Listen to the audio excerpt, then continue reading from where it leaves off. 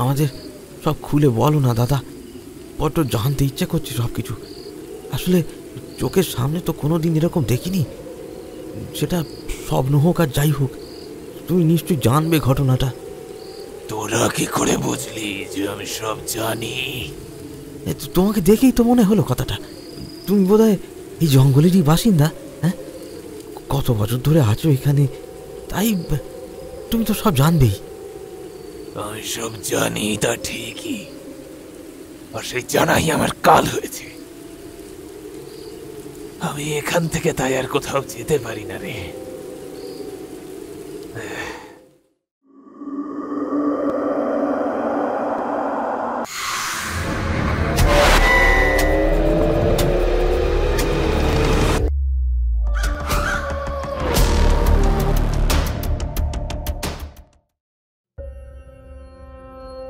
নমস্কার শ্রোতা বন্ধুরা, আপনারা শুনছেন থ্রিলার ডেন।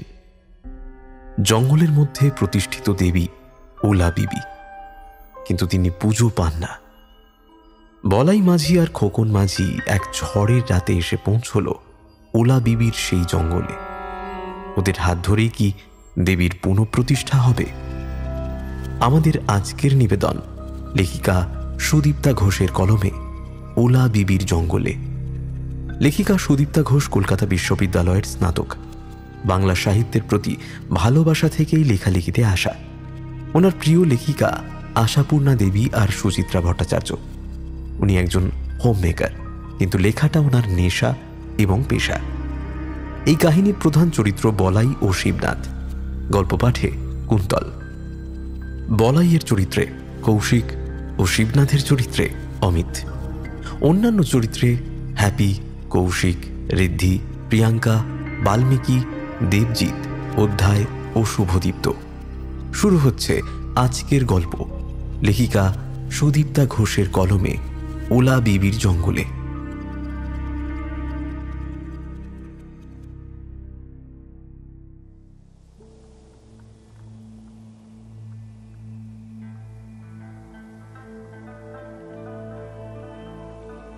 আজ 4 দিন ধরে জ্বরে ভোগার পর আজই শরীরটা বেশ ঝরঝরে লাগছে বলাইয়ের। না, আজ তাকে বেরোতেই হবে। কদিন আর শুয়ে থাকবে বিছানায়? বলাইয়ের বউ পুতুল খাবার নিয়ে ঘরে ঢুকতেই বলাই বলল, বুঝলে পুতুল, এভাবে আর কতদিন শুয়ে থাকবো বলো দেখি? আজ রাতে আমাকে বেরোতে হবে, মাছ ধরতে যাব। 4-4টে দিন ঘরে বসে থেকে অনেক ক্ষতি হলো। না না, আর শুয়ে বসে থাকলে চলবে না গো। কি বলছো কি তুমি? তোমার কি মাথাটা একবারে খারাপ হয়ে গেছে নাকি? 4 দিন ধরে ভুগছো জ্বরের জ্বালায়। আজ একটু ভালো হইতেই বাইরোবার চিন্তা। আজ যাওয়া হবে না তোমার, আরো 2 দিন বাদেই যেও না হয়। না গো না, সে হয় না। জানোই তো এই সময় নদীতে প্রচুর মাছ আসে, আর আমার তো এটাই পেশা। 4 দিন বেরোতে পারলাম না, এই জন্য কতটা ক্ষতি হলো বুঝতে পারছো না তুমি? আর আমি তো একা যাব না, খোকন সাথে থাকে সব সময়। দুজনে তো একসাথেই মাছ ধরতে যাই। তোমারে বোঝাবে কার সাথে? যা ভালো বোঝো করো গিয়া। তবে আরো 2টা দিন বাড়িতে বিশ্রাম নিলেই পারতা, কত আর ক্ষতি হতো। সংসার কি অচল হয়ে পড়তো? জানি না বাবা। পুতুলের অভিযোগ শুনেও বলাই আর কোনো উত্তর দেয় না। সে তো আগেই খোকনকে খবর দিয়ে রেখেছিল সে আজ নদীতে নামবে। সেই মতো খেয়ে দিয়ে রেডি হয়ে পড়ল সে। রাতের বেলা খোকন এসে ডাক দিতেই সমস্ত জিনিসপত্র নিয়ে পুতুলকে বিদায় জানিয়ে বেরিয়ে পড়ল সে। পেছন থেকে পুতুল 2 হাত জোর করে বলল, দুগ্গা দুগ্গা, মা গো রক্ষা করো মানুষটারে। বৈশাখের রাত, যখন তখন ঝড় বৃষ্টি শুরু হয়ে যায়। তা কে না জানে মানুষটার শরীরটাও ঠিক হইল না, অমনি জলে নেমে পড়ল। যা নিজে বুঝবে তাই করবে চিরটা কাল। পুতুল সমস্ত কিছু কাজ গুছিয়ে রেখে নিজেও শুয়ে পড়ল। 2 বন্ধু নদীর পাড়ে পৌঁছে একটু বসল কিছুক্ষণ। তারপর দুজনে নানান সুখ দুঃখের কথা বলতে বলতে বিড়ি ধরালো একটা করে। বলাই আর খোকনের বন্ধুত্ব অনেক দিনের। দুজনেরই গঙ্গারামপুরের এক জায়গাতেই বাড়ি।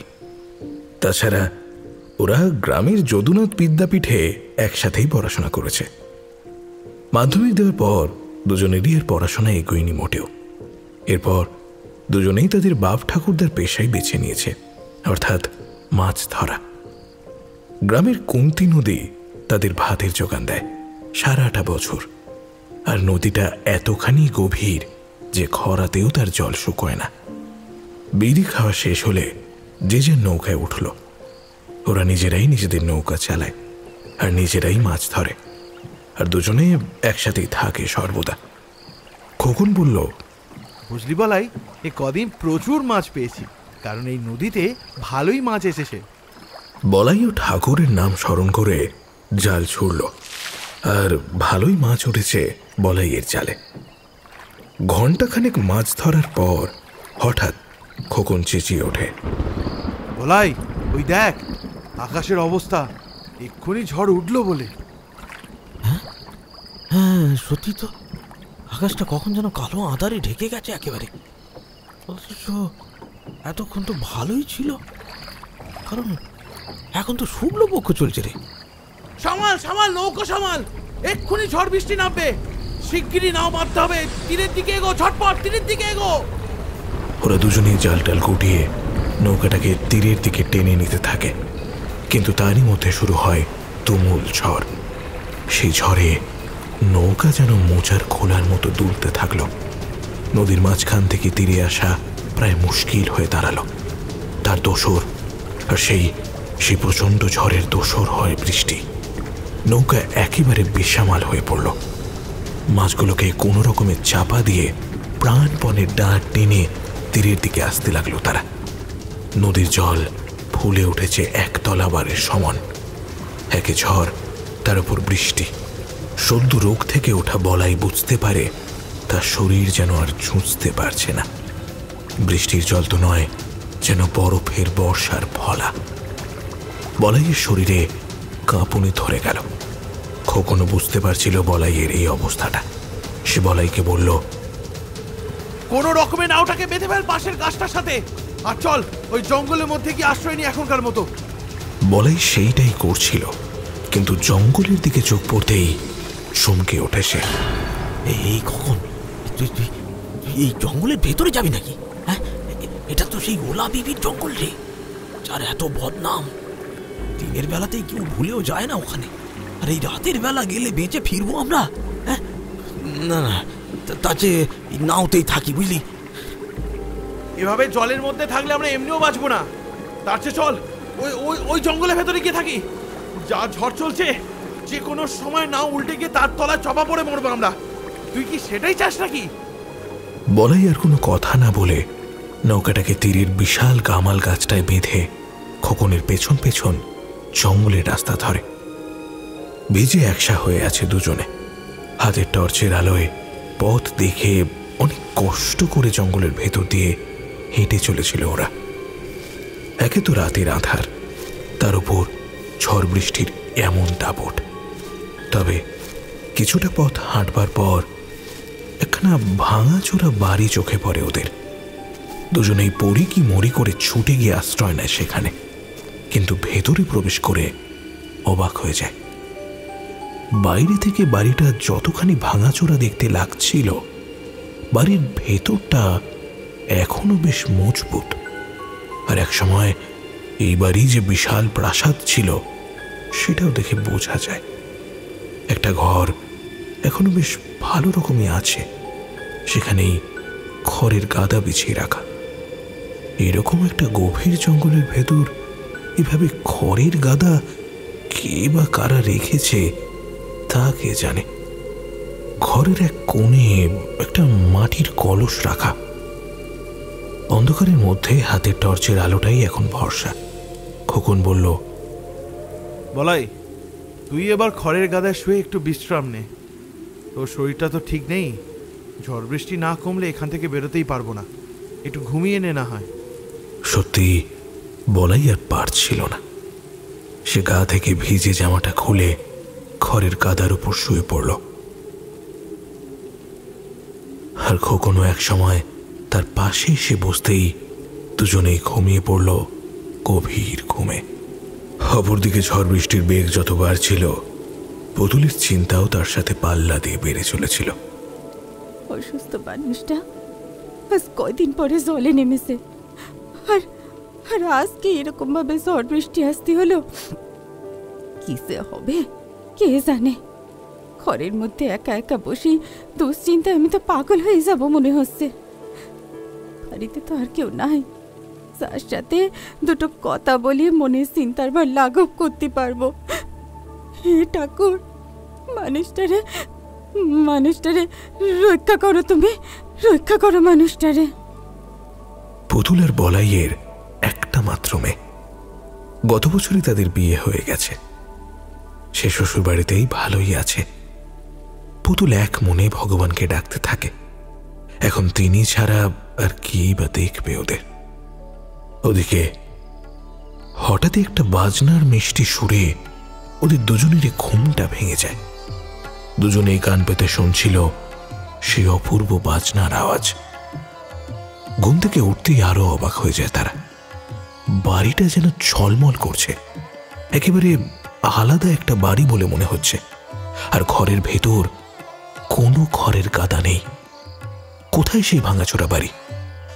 এ তো দেখে মনে হচ্ছে একটা সুন্দর করে সাজানো গোছানো প্রাসাদ। চারিদিক আলোয় ঝলমল করছে যেন। কিন্তু কিন্তু এই বাজনার আওয়াজ, সেটা আসছে কোথা থেকে?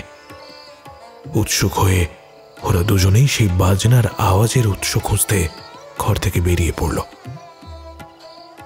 এখন বাইরে আর ঝড় বৃষ্টির লেশ মাত্র নেই। চারিদিক একেবারে শুকনো খটখটে। আকাশটাও ঝকঝক করছে এখন। হয়তো ঝড় বৃষ্টি থেমে গেছে আগেই। ওরা ক্লান্ত হয়ে ঘুমিয়ে পড়েছিল বলেই বোধহয় টের পায়নি। দুজনেই ঘর থেকে বেরিয়ে চারিদিকে খুঁজতে খুঁজতে প্রাসাদের একদম কোণের ঘরটা জানলার কাছে এসে দাঁড়ালো। এই ঘরটা থেকেই বাজনার আওয়াজ আসছিল। এ তো দেখে মনে হচ্ছে নাচমহল। বিশাল হল ঘরের মাঝখানে অপূর্ব কারুকার্য করা একখানা ঝাড়বাতি ঝুলছে। ঘরের এক পাশে গদিতে সমস্ত বাজনদাররা বসে আছে। তবলছি, হারমোনিয়াম, সারেঙ্গি বাদকরা প্রত্যেকেই। সারেঙ্গি বাদক তার যন্ত্রে সুর টানছিল। সেই সারেঙ্গির অপূর্ব সুরই তাদের কানে পৌঁছেছিল। আর এইদিকে মখমলের গদিতে আয়েশ করে বসে আছে একজন সুন্দর অপরূপ চেহারার পুরুষ, যার চেহারা আর সাজ পোশাক দেখলেই বোঝা যাচ্ছে কোনো বড় গোছের জমিদার হবেন নিশ্চয়ই। এমন সময় ঘরে ঢুকলো একজন পিয়াদা গোছের লোক। জমিদারকে সেলাম ঠুকে সে জিজ্ঞেস করলো, আপনি আমায় তলব করেছিলেন হুজুর? হ্যাঁ বংশী, সুরা তো শেষ। তুমি আগে গিয়ে সেটা কিনে আনো। আদেশ পেলেও সে কিন্তু ইতস্তত করতে লাগলো। কি হলো বংশীচরণ, এমন চুপ করে দাঁড়িয়ে আছো? হ্যাঁ, কেন? আসলে সদর দেউরি অরক্ষিত থাকবে হুজুর, আমি চলে গেলে। আরে তোমার কোনো ভয় নেই বংশী। তুমি আমার ঘোড়াটা নিয়ে চলে যাও, খুব তাড়াতাড়ি হয়ে যাবে। কতটুকু সময় আর কি বা হবে? তুমি বলো তো, সুরাবি নাকি সুর জমে? যাও যাও যাও, আর দেরি করো না। আমি আবার এদিকে আসর বসাতে পারছি না। আসলে হুজুর, ওই মণিকান্তর জন্যই চিন্তা। পাহারাদার কেউ না থাকলে যদি সে আসে, ও তো কবে থেকে রোশনি বাইয়ের দিকে নজর। আর আজকেই শিবনাথও ছুটি নিল। এই দেউরির দরজা একেবারেই ফাঁকা থাকবে। আরে আমি তো আছি নাকি? আমার কাছেও তো অস্ত্র রয়েছে। আর যাও, তুমি যাও, নির্ভয়ে যাও। আর ঘোড়ায় চলে যেও কিন্তু, ওতে তাড়াতাড়ি হয়ে যাবে। অগত্যা বংশী সেলাম ঢোকে বেরিয়ে গেল সেখান থেকে। আর তার কিছুটা সময় পরেই সারা শরীরে হিল্লোল তুলে আর ঘুঙুরের আওয়াজে চারিদিক সচকিত করে বাইজি এলো ঘরে। কি অপূর্ব সুন্দরী সেই নারী, দেখে চোখ যেন সার্থক। এমনই তার সৌন্দর্য যা বর্ণনা করা যায় না মুখে। সারা ঘর যেন উজ্জ্বল আলোয় ভরে যায় তার আগমনে। তিনি ঘরে ঢুকেই নত হয়ে সেলাম জানালো সেই রাজপুরুষকে। আরে এসো এসো রোশনি ভাই, এসো। আজ তোমাকে একটু দেরি করেই আসতে বললাম আসরে। সুরের সাথে এই সুরার সম্পর্ক যে কি গভীর,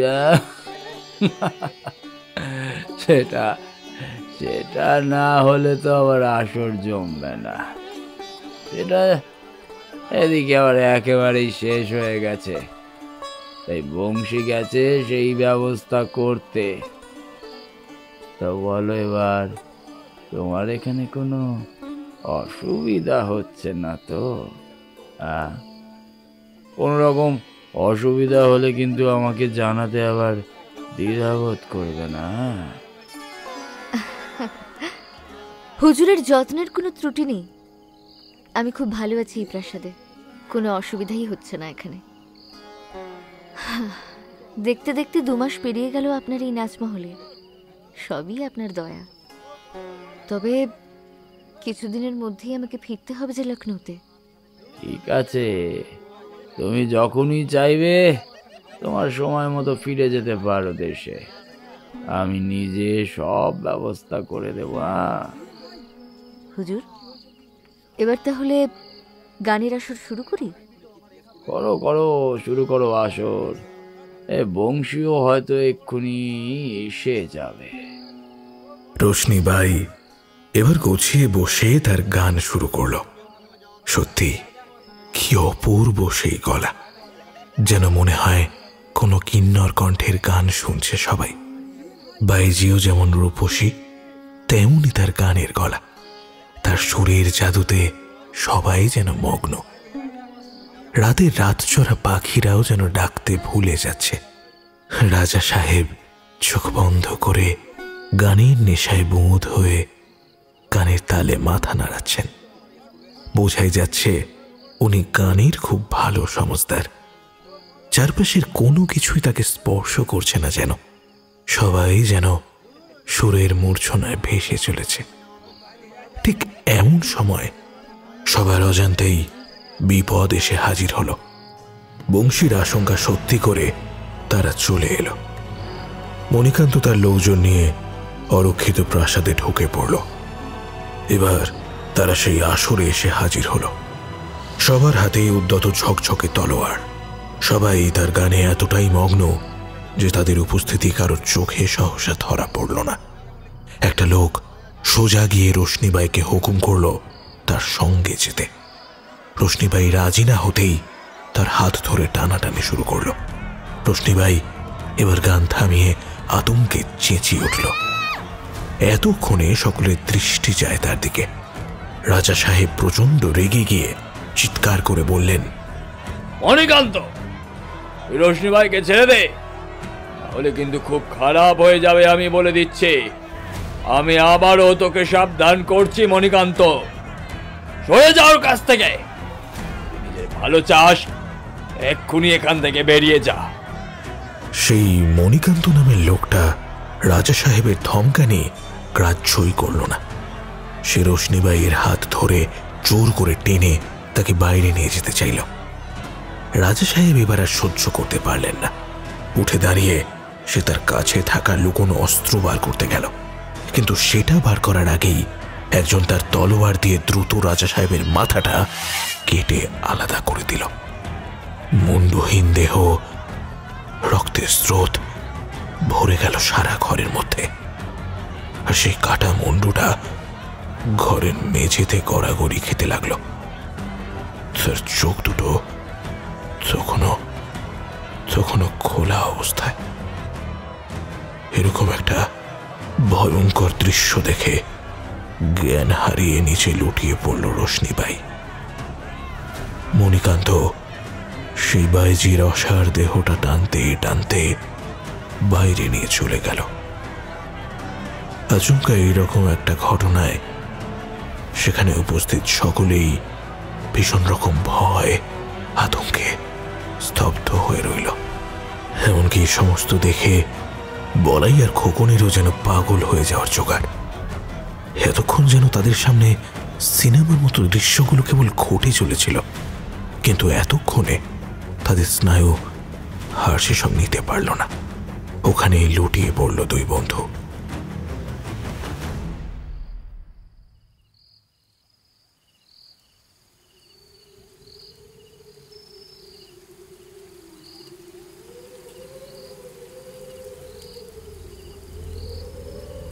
কতক্ষণ তারা ঘুমিয়েছে তার খেয়াল নেই।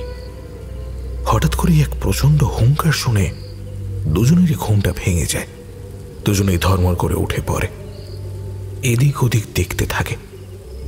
কি চিৎকার করছে এত জোরে? আর এতক্ষণ তারা কি ঘুমোচ্ছিল?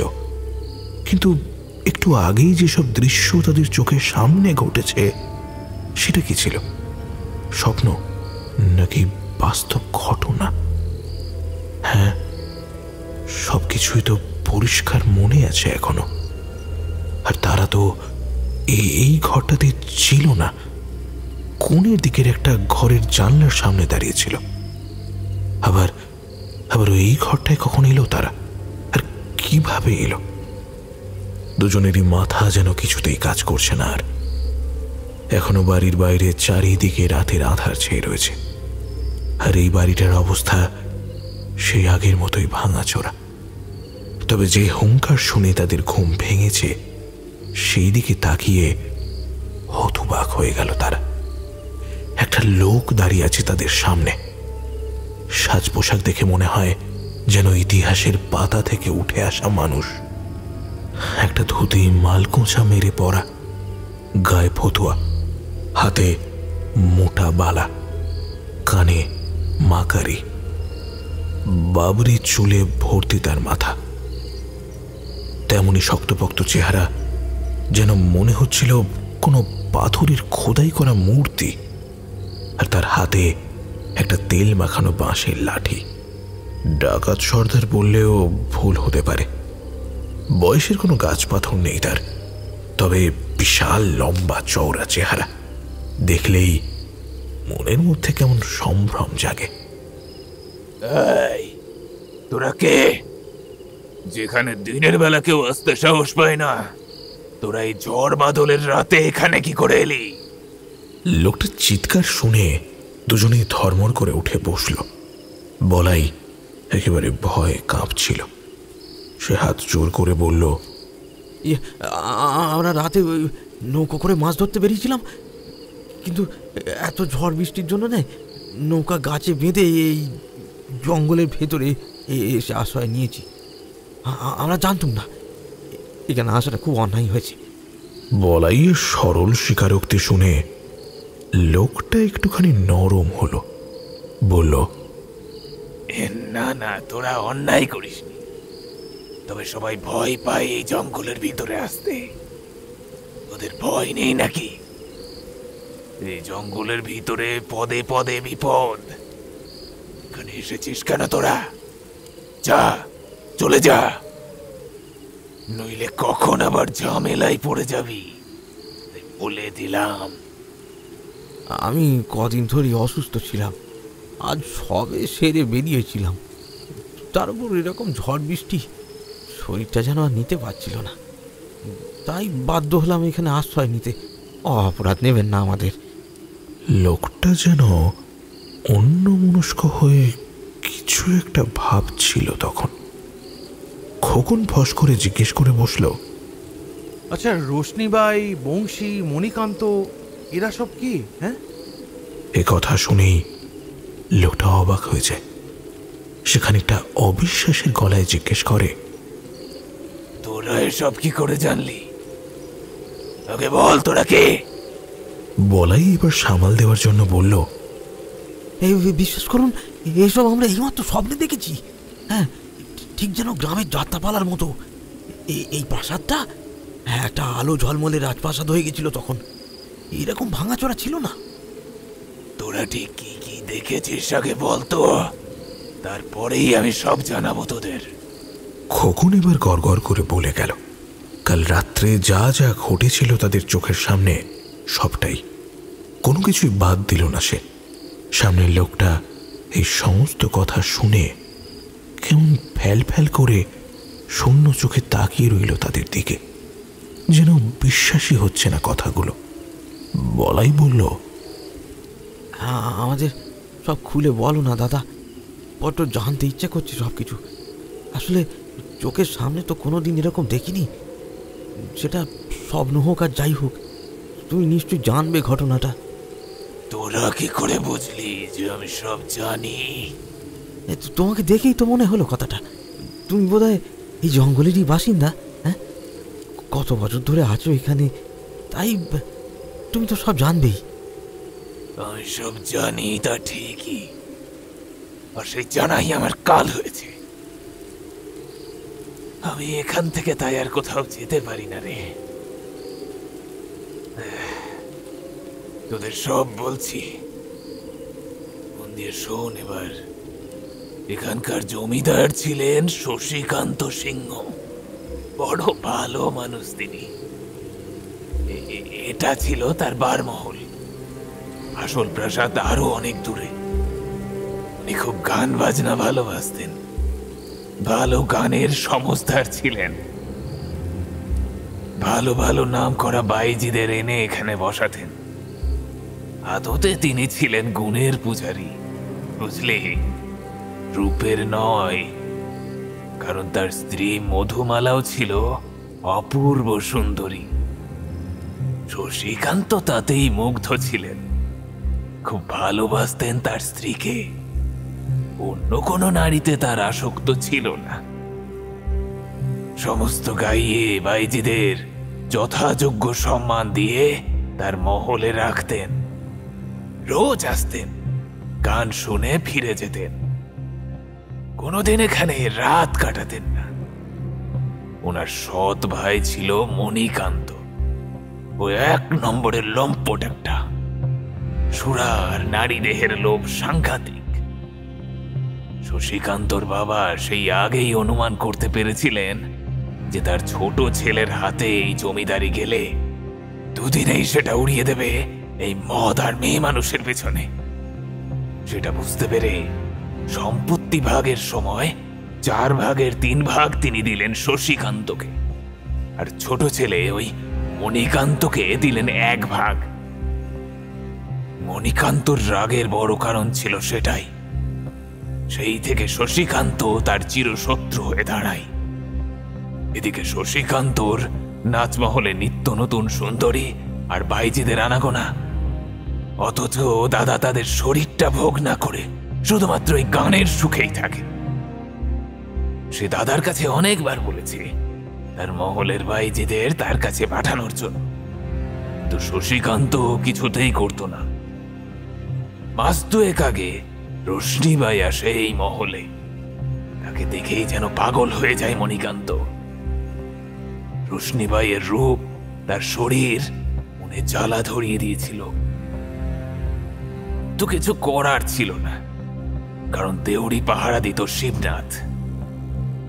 ওকে টপকে সেই মহলে ঢোকা অসম্ভব। সে সব কিছুতেই দক্ষ। যেমন তীর ছুড়ত, তেমনি তলোয়ার চালাতো, আর তেমনি লাঠি খেলতো। তার সাথে বন্দুক চালানোও শিখেছিল সে, আর তেমনই ছিল তার সাহস। ভয় কাকে বলে সে জানতো না, তাই ও দেউড়ি পাহারা দিলে কারো সাধ্য ছিল না ভিতরে আসে। মণিকান্ত তার দাদাকে অনেকবার বলেছিল, রোশনীবাইকে কদিনের জন্য আমার মহলে পাঠিয়ে দিও তো। আরে তুই তো এই মহলে এসেই গান শুনতে পারিস, কোনো অসুবিধাই নেই। 2 ভাই একসাথে গান শুনবো না হয়? হ্যাঁ, শুধু গান শুনে তোমার মন ভরতে পারে, আমার নয়। আমি তো বাইজির গানের সাথে তার রূপসুধাও পান করতে চাই। কিন্তু রোশনীবাই নিজেই যেতে চাইতো না মণিকান্তের মহলে, কারণ লম্পট মণিকান্তের কথা তার কানে এসেছিল। আর শশীকান্তও চাইতো না মণিকান্তর মহলে তাকে পাঠাতে। মণিকান্ত খালি সুযোগ খুঁজছিল এই মহলে ঢোকার, আর একদিন সেই সুযোগ পেয়েও গেল। সর্বদা খোঁজ রাখতো এই মহলের। সেদিন সে শুনল শিবনাথ একটা জরুরি কাজে বাইরে গেছে। যদিও তার বদলে বংশী পাহারা দেবে, কিন্তু তার চর তাকে খবর দিয়েছিল বংশী ঘোড়া নিয়ে বেরিয়ে গেল এই মাত্র। শুনেই আর সময় নষ্ট করল না মণিকান্ত। অনুচরদের সাথে নিয়ে সে পৌঁছে গেল সেখানে। বাইজির জন্য নিজের দাদাকে খুন করতেও এতটুকু হাত কাঁপেনি তার। এতটাই নিষ্ঠুর ছিল সে। তার মনের মধ্যে অনেক দিনের জমে থাকা রাগটাও যেন প্রশমিত হলো। তার চেয়ে তার দাদার বেশি সম্পত্তি লাভ সে কোনোদিনই মেনে নিতে পারেনি। সেই দিন সেই অজ্ঞান হয়ে যাওয়া রোশনীবাইকে নিজের মহলে টেনে নিয়ে যায়। যদিও শেষ রক্ষা হয়নি, বাইজিকে ভোগ করার ইচ্ছেটা তার পূরণ হয়নি। লোকটা থামতেই বলাই জানতে চাইল, আমরা স্বপ্নে না এইটুকুই দেখেছিলাম, কিন্তু এর পরে কি হয়েছিল তা আর জানি না। রোশনীবাইয়ের কি হয়েছিল সেদিন? মণিকান্ত তো ওকে জোর করে টেনে নিয়ে গেছিল ওর মহলে। প্রশ্নটা শুনেই তার চোখ দুটো জলজল করে উঠল। সে দাঁতে দাঁত ঘষে বলল, শিবনাথ থাকতে সেটা কোনোদিন হবে না। সে তার রাজাবাবুকে বাঁচাতে পারেনি সেদিন, কিন্তু বাইজিকে অবশ্যই বাঁচিয়েছিল। শিবনাথ বাইজিকে কিভাবে বাঁচিয়েছিল সেদিন? হ্যাঁ, আমাদের বলবে তুমি সেই কথা? লোকটা কয়েক মুহূর্ত চুপ করে থেকে তারপর বলল, সেদিন বংশী ফিরে এসে ওই নারকীয় দৃশ্য দেখে প্রথমে অনুশোচনা আর হতাশায় ভেঙে পড়েছিল। ভেবেছিল, এ জীবন আমি আর রাখবো না। আমি আমার রাজা বাবুরে বাঁচাতে পারলাম না।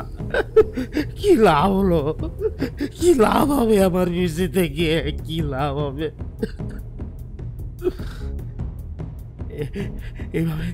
এভাবে হাউতাস করে কোনো লাভ নেই। তার সে রাজা বাবুর খুনিকে তার পাপের শাস্তি দিতেই হবে। তাকে সারা যাবে না কোনো মতেই। আর বাইজিকে ওই শয়তানের কবল থেকে উদ্ধার করতেই হবে। সে তখনই ঘোড়া নিয়ে বেরিয়ে গেল শিবনাথের বাড়ির উদ্দেশ্যে। সেখানে তাকে সব খুলে বলল। শুনেই শিবনাথের মাথায় আগুন জ্বলে উঠল। তার অনুপস্থিতির কারণে এইসব ঘটেছে। রাজাবাবুর এই পরিণতি তাকে ভয়ঙ্করভাবে প্রতিশোধ নেবার জন্য ইচ্ছা জাগিয়ে তুলল। সে তখনই বংশীর সাথে আরো কয়েকজন নিয়ে পৌঁছল মণিকান্তর মহলে। আচমকা আক্রমণে মণিকান্ত পেরে উঠল না। সে মরল শিবনাথের হাতে। অবশ্য তার আগে বাইজিকে উদ্ধার করে বংশীকে দিয়ে তার দেশে পাঠিয়ে দিল সম্মানের সাথে। যদিও সেদিন শিবনাথ আর প্রাণে বাঁচেনি। তার রাজাবাবুর মৃত্যুর প্রতিশোধ নেবার পর আচমকা মণিকান্তর লোকেরা তাকে ঘিরে ধরে ফেলেছিল সেদিন। আর তারপরেই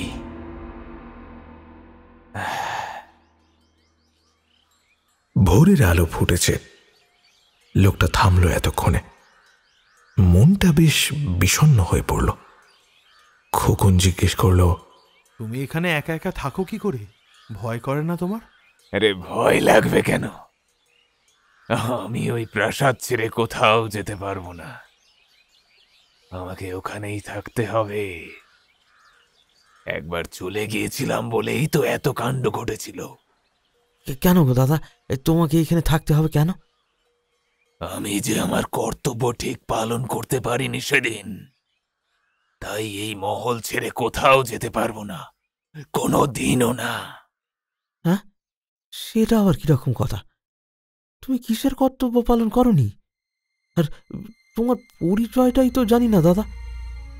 আমি শিবনাথ, এই মহলের দেউরি পাহারা দিতাম 200 বছর ধরে। আজও সেই কাজটাই করে চলেছি। কথাটা শুনেই দুজনেই ভিড়মি খেয়ে উল্টে পড়ল, একেবারে ওখানেই অজ্ঞান হয়ে পড়ল। জ্ঞান যখন ফিরল তখন তারা দুজনেই নিজেদেরকে নৌকার ভেতর আবিষ্কার করল। তারা বুঝতে পারল তাদেরকে অজ্ঞান অবস্থায় এখানে এনে রেখে গেছে শিবনাথ। পুতুল কিছুদিন ধরেই লক্ষ্য করছে তার স্বামীর অন্যমনস্কতা। প্রায় সময় কি যেন ভাবে সে, আবার জিজ্ঞেস করলে বলে, হ্যাঁ কই কিছু না তো, কি আবার হবে? আসলে বলাই সেদিনের ঘটনাটা মন থেকে কিছুতেই মেনে নিতে পারছে না। ভাবলেই কিরম অদ্ভুত লাগছে যেন। 200 বছর আগেই শিবনাথ বেঁচে ছিল, কিন্তু মরে গিয়েও সে আজও মহল পাহারা দিয়ে যাচ্ছে। তবে সে যাই হোক, সে তো বেশ ভালোই লোক। তাদের ভয় দেখানোর মতো কিছুই তো করেনি, বরং তাদের উপকার করেছে। আর ওই জঙ্গলের এত বদনাম তা কিসের জন্য? তারা তো কিছুই বুঝল না তেমন করে। লোকজনও তো ভয় পায় কিসের জন্য? কে কে ভয় দেখায়? বলাইয়ের মন থেকে কিছুতেই জঙ্গলের চিন্তা দূর হলো না। সে আর খোকন প্রায় সময়তেই ওই জঙ্গলের কথা নিয়ে আলোচনা করে। তারা যে সেদিন প্রাণে বেঁচেছে এটাই অনেক, কারণ ওই জঙ্গলের যা বদনাম কেউই ওর ত্রিসীমানায় পা দেয় না কেন তো। তবে বলাইকে একদিন ওই জঙ্গলের ভেতর যেতেই হলো, আর সেটাও খুব শীঘ্রই। আজ বেশ কিছুদিন ধরেই পুতুলের সারা গায়ে কেমন ফুসকুড়ির মতো হচ্ছিল। প্রথমটাই অত গা করেনি, কিন্তু ক্রমশ সেটা বেড়েই চলেছিল। গ্রামের দিকে লোকেরা অত কথায় কথায় ডাক্তার দেখায় না, এটা ওটা করেই চালিয়ে দেয় কিছুদিন। পুতুল তো কিছু হলেই একজন কবিরাজকে দেখায়, তার ওষুধ খেয়েই ওর রোগ সারে প্রত্যেকবার। এবারও সে তাই করল, কিন্তু ফুসকুড়ি বেড়েই চলল। কবিরাজের অনেক ওষুধেও কিছুতেই কাজ হচ্ছে না। কবিরাজ মশাই বললেন, এটা সারতে পারে একমাত্র সুগন্ধা গাছের পাতা বেটে লাগালে। গাছে হলুদ ফুল ফোটে আর অদ্ভুত সুন্দর গন্ধ তার। দূর থেকেই চেনা যায় ওই গাছের পাতাতেই এই রোগের নিরাময়। সেটা কোথায় পাবো কবিরাজ মশাই? বাজারে বিক্রি হয় তো? সেটাই তো মুশকিল। ওটা একমাত্র পাওয়া যায় ওলা বিবির জঙ্গলের ভেতর, আর তো কোথাও পাওয়া যায় না। আর ওই জঙ্গলের ভিতর কে যাবে সুগন্ধার পাতা আনতে? না না, অমন গাছের পাতায় নে কাজ নাই। ওই ওলা বিবির জঙ্গলে কখনো যাবে না পাতা আনতে। আমার রোগ ভালো না হলে না হবে। আপনি আপনি অন্য কোনো ওষুধ দিন আমায় কবিরাজ মশাই। কবিরাজ মশাই তাই করলেন। ওনার আর কিছুই বলার ছিল না, কিন্তু বলাই মনে মনে ভেবে নিল তাকে ওই পাতা আনতে ওলাই বিবির জঙ্গলের ভেতর যেতেই হবে, না হলে পুতুলের রোগ সারবে না। তবে এই কথাটা ওকে বলা যাবে না। কিন্তু এবারে গেলে সে দিনের বেলাতেই যাবে। কেবলমাত্র খোকনকে সে কথাটা জানালো। সে শুনে সেও তার সাথেই যেতে চাইল, কিন্তু এতেই বলাই কিছুতেই রাজি হল না। তার কাজের জন্য আরেকজন বিপদে পড়ুক তা সে কিছুতেই চায় না। অনেক জোরাজুরির পরেও সে একাই যাবে ঠিক করল। এ ব্যাপারে কাউকে কিচ্ছু না জানিয়ে একদিন দুপুরের দিকে সে পৌঁছল সেই জঙ্গলের ভেতর। দিনের বেলা জঙ্গলটা মোটেও ভয়ঙ্কর মনে হচ্ছিল না, বরং বেশ ভালোই লাগছিল। গাছের ছায়ায় হাঁটতে হাঁটতে একখানা ভাঙাচোরা মন্দিরের সামনে সে উপস্থিত হল। মন্দিরের যে দেবী মূর্তি সে দেখল সেটা বলাইয়ের একেবারে অচেনা বলে মনে হল। এরকম দেবী মূর্তি আগে কোনোদিন সে দেখেনি। সাদা রঙের মূর্তির সেই রূপ ভীষণ রকম সুন্দর।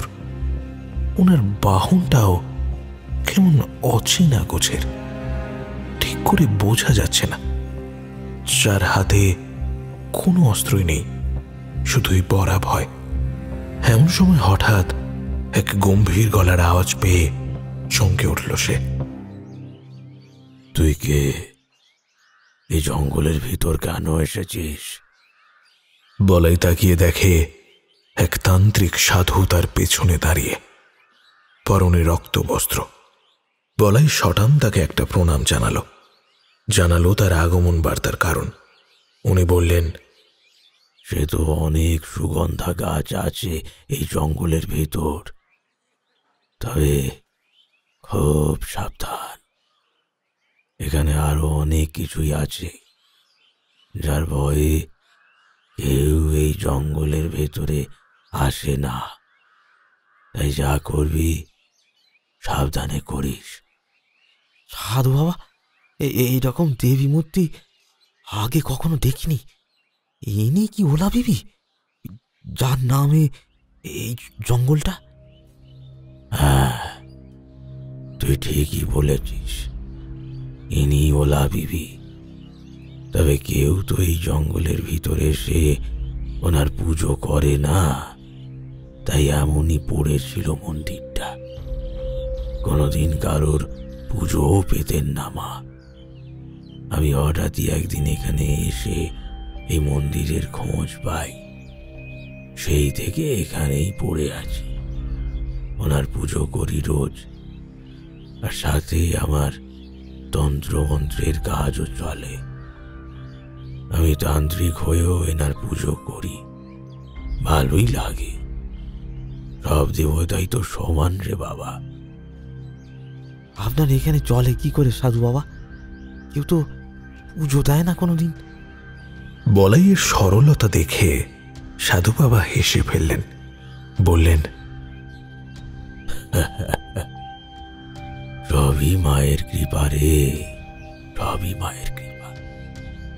রোজ ধ্যান শেষে দেখি আমার সামনে খাবার সাজানো থাকে, কোনো অসুবিধাই হয় না।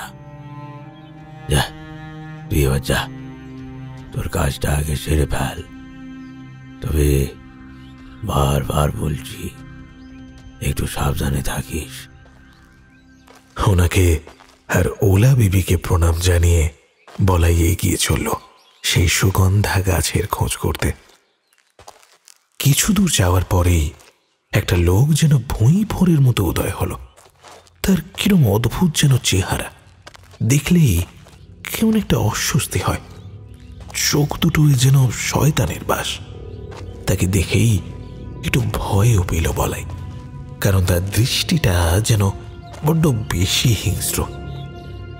জঙ্গলের ভিতর কিসের জন্য আসা হয়েছে শুনি? লোকটার কথা শুনে বলাই তার আসার কারণটা জানালো। শুনেই লোকটা তাকে বলল, বেশ বেশ, তুমি তুমি আমার সাথে চলো। আমি জানি কোথায় আছে এই সুগন্ধা গাছের পাতা। খানিকটা ইতস্তত করেও বলাই তার পেছন পেছন চলতে শুরু করলো। খানিকক্ষণ চলার পর এক জায়গাতে এসে দেখা গেল অনেক সুগন্ধা ফুলের গাছ। কি মিষ্টি তার গন্ধ! এই তোর সুগন্ধা গাছ, তুলে নে যত পাতা তোর দরকার। লোকটার কথায় খুশি হয়ে বলাই বেশ কিছু পাতা তুলে নিয়ে তার ব্যাগে ভরতে লাগলো। তারপর তাকে জানালো, অনেক অনেক অনেক ধন্যবাদ। এবার আমি আসি তাহলে। আপনার সাহায্যের জন্য অনেক অনেক ধন্যবাদ।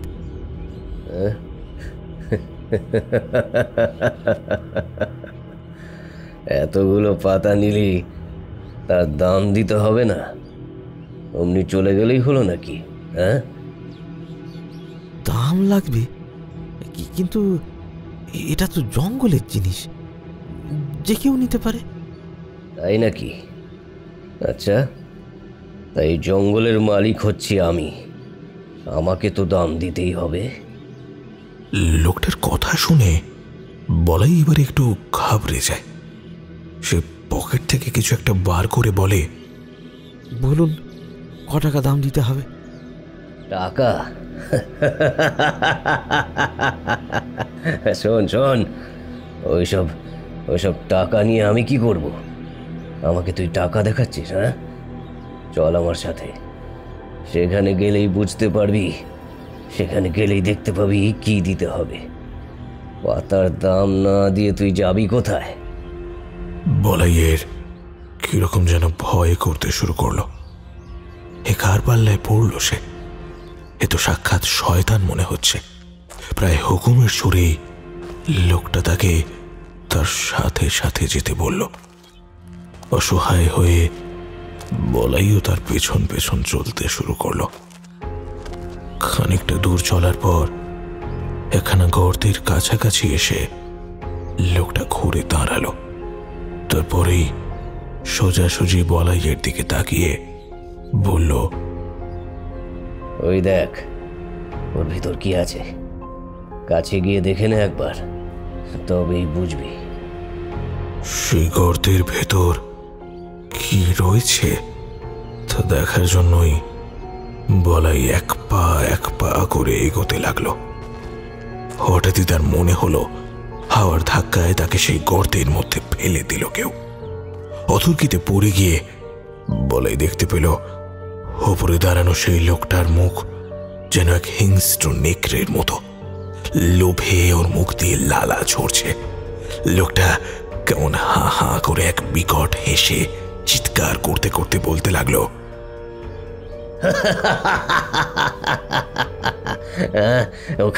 ওখানেই থাক তুই, তোর ব্যবস্থা পরে হবে, আমি আসছি এখনই। এক বিকট গন্ধে বলাইয়ের গা গুলিয়ে উঠছে। কি আছে এর মধ্যে?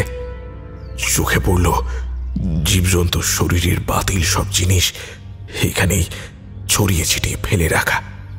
নারী ভুঁড়ি, মুরগির ডানা, মাথা, ঠ্যাং, এমনকি মানুষের দেহের অংশ সবই এখানে বোঝাই করা। অসহায় হয়ে বলাই পাগলের মতো মা ওলা বিবিকে ডাকতে লাগলো।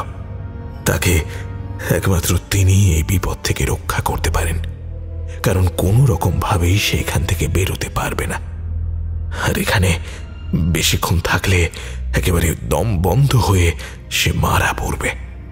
কেন ওই লোকটার কথায় বিশ্বাস করে ওর সাথে এলো সে? সাধু বাবা তাকে সাবধান করেছিল, সে কেন শুনল না সেই কথা? বলাই কাঁদতে কাঁদতে এক মনে ডেকে চলল মা ওলা বিবিকে। এই জঙ্গলের দেবী তিনি, পারলে একমাত্র তিনিই বাঁচাবেন তাকে। অসহায় বলাই কখন যে ঝিমিয়ে পড়েছে এই গর্তের ভিতর তা সে নিজেও বুঝতে পারল না।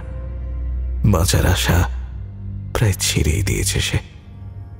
আর ঠিক তখনই তার মনে হলো এখানে বিশাল লম্বা হাত তার দিকে এগিয়ে আসছে। তারপর তাকে এক হাতে ওই গর্ত থেকে টেনে তুলল। বলাইয়ের অবস্থা তখন ভীষণ শোচনীয়। এতক্ষণ ওই নরকের ভিতর থেকে তার সমস্ত বোধ সম্পূর্ণভাবে লোপ পেয়েছে। হঠাৎ তার চোখে মুখে জলের ছিটা পড়তেই চোখ মেলে তাকালো সে। চোখ খুলে ভীষণ অবাক হয়ে যায় সে। সেই দিনের সেই মানুষটা যার নাম শিবনাথ, সেদিন ওই রাত্রে যে তাদের বাঁচিয়েছিল, সেই দেউরির পাহারাদার, যার আসল পরিচয় জানার পর তারা দুজনেই ভয়ে অজ্ঞান হয়ে গিয়েছিল সেই দিন।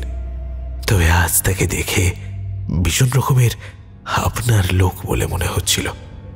আর তার সঙ্গেই রয়েছে ওলা বিবি মন্দিরের সেই তান্ত্রিক সাধু বাবা। সাধু বাবার কমণ্ডলু থেকেই জলের ছিটা দিয়েছে তার মুখে।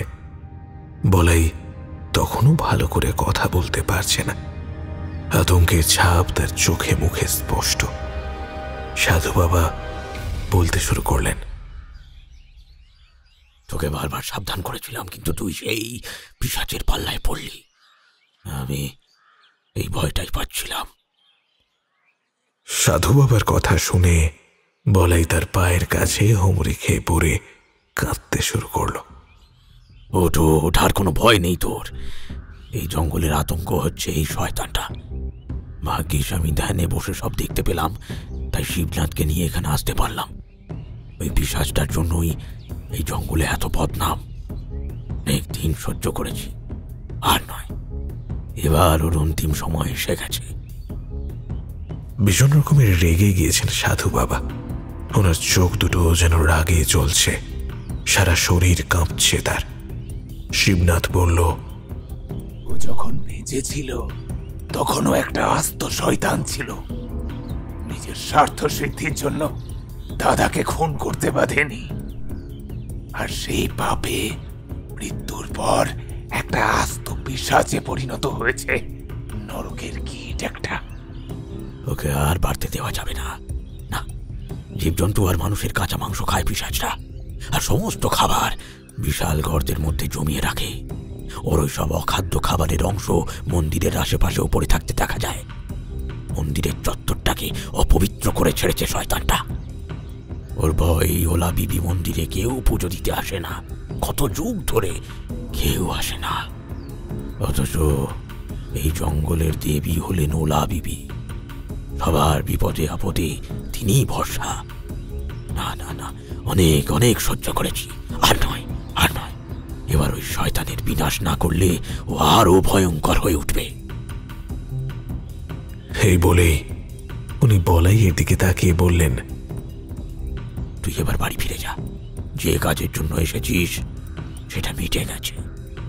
ভালোই ভালোই বাড়ি ফিরে যা। বলাই তবুও চুপ করে দাঁড়িয়ে আছে দেখে উনি জানতে চাইলেন, তুই কি কিছু বলতে চাস? আমি যদি আপনাদের সাথে যাই তখন অসুবিধা হবে কি?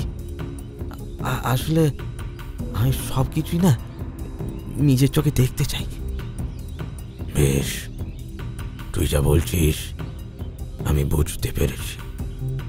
বেশ, চল আমাদের সাথে। এই বলেই তিনজনই দ্রুত ওলা বিবির মন্দিরে ফিরে গেল। সেখানে পৌঁছে সাধু বাবা একা হাতে যজ্ঞের আয়োজন শুরু করলেন। এই যজ্ঞ অশুভ শক্তির বিনাশের যজ্ঞ। মন্দিরের সামনে বলাই বসল, হাত জোর করে। তার চারপাশে একটা গণ্ডি কেটে দিল সাধু বাবা। শিবনাথ হঠাৎই যেন অদৃশ্য হয়ে গেছে। এমন সময় এক হুঙ্কার শুনে দুজনে চমকে তাকিয়ে দেখল মন্দির থেকে একটু দূরে মণিকান্ত দাঁড়িয়ে রয়েছে। বলাই দেখল মন্দিরের সামনেও আরো একখানা গণ্ডি কাটা। সে গণ্ডির ভেতর সে কিছুতেই আসতে পারছে না। সে ক্রুদ্ধ স্বরে জানতে চাইল, এই লোকটাকে ওখান থেকে কে উদ্ধার করেছে? কার এত সাহস? ওকে আমি আমার খাবার হিসেবে রেখে এসেছিলাম। তুই একটা জলজান্ত মানুষকে খাবার হিসেবে রাখিস? আবার বলছি তোকে, যদি নিজেকে না শোধরাস তবে তোর দুষ্ট আত্মার বিনাশ করব আজ, এখনই। তাই বলছি, নিজেকে শুধরে নে।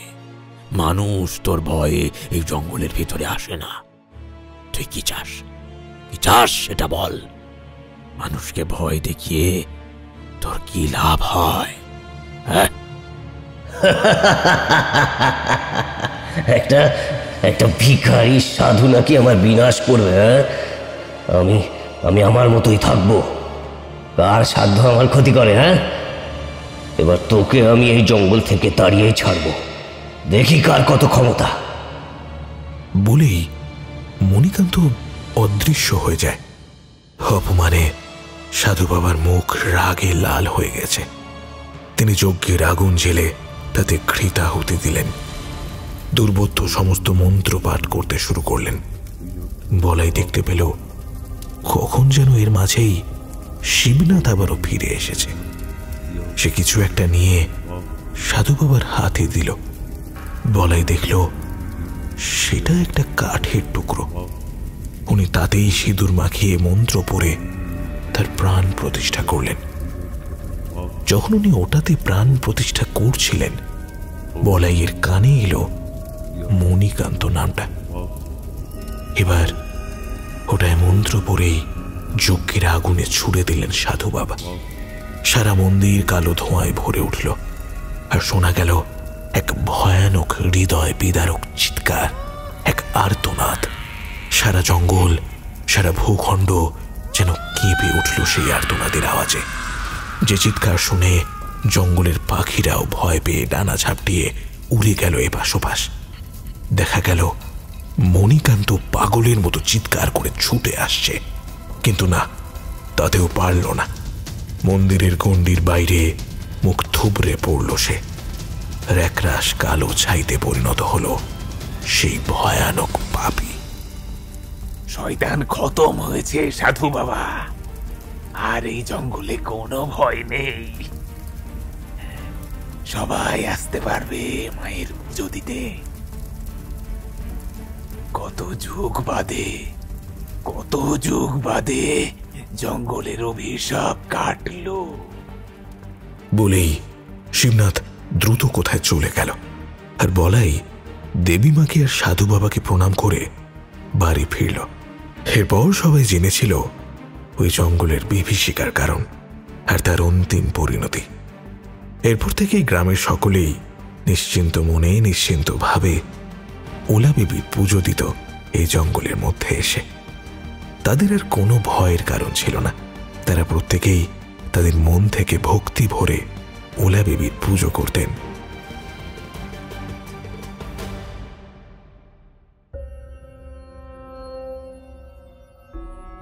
শেষ হলো আমাদের আজকের গল্প ওলা বিবির জঙ্গলে। গল্পটি ভালো লাগলে অনুরোধ করব চ্যানেলটি সাবস্ক্রাইব করে আমাদের সাথে থাকার জন্য। কেমন লাগলো আমাদের আজকের গল্প? আপনার সুচিন্তিত মতামত ও পরামর্শ জানান কমেন্ট বক্সে। পরবর্তী গল্পের আপডেট পেতে হলে আমাদের ফলো করুন ফেসবুক ও ইনস্টাগ্রামে। আজ আসি, আবার দেখা হবে পরের সপ্তাহে। ভয় থাকুক গল্পেই, চিত্ত হোক ভয় শূন্য।